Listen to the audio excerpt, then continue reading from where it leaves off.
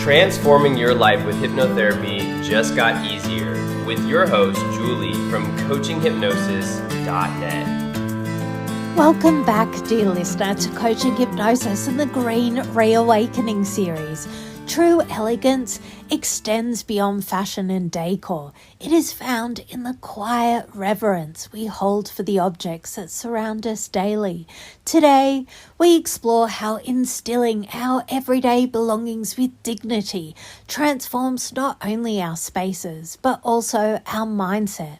Consider the power held by the objects you choose to keep close, each one a silent witness to your life, a reflection of your values.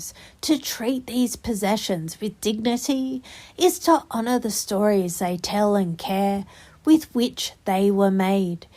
Dignity in daily objects calls for mindful selection, maintenance, and use. It invites us to slow down, to cherish craftsmanship over convenience, quality over quantity.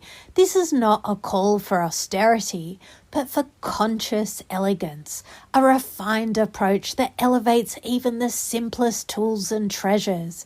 Within the practice of coaching hypnosis, this respect for our belongings becomes a metaphor for respect towards ourselves.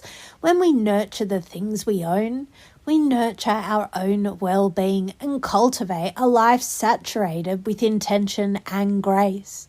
Take time to observe your belongings. What brings you joy or calm? Choose to keep only those items that serve a purpose or hold meaning. Establish small rituals of care, such as cleaning, repairing, or simply appreciating your objects. Reflect on how your relationship with possessions mirrors your own relationship with yourself.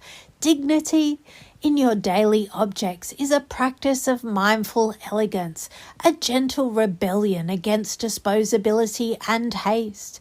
Thank you for listening to Coaching Hypnosis, where thoughtful choices create lasting beauty. If you feel called, you're welcome to book a complimentary clarity session at CoachingHypnosis.net, or simply keep listening, because sometimes that's all you need.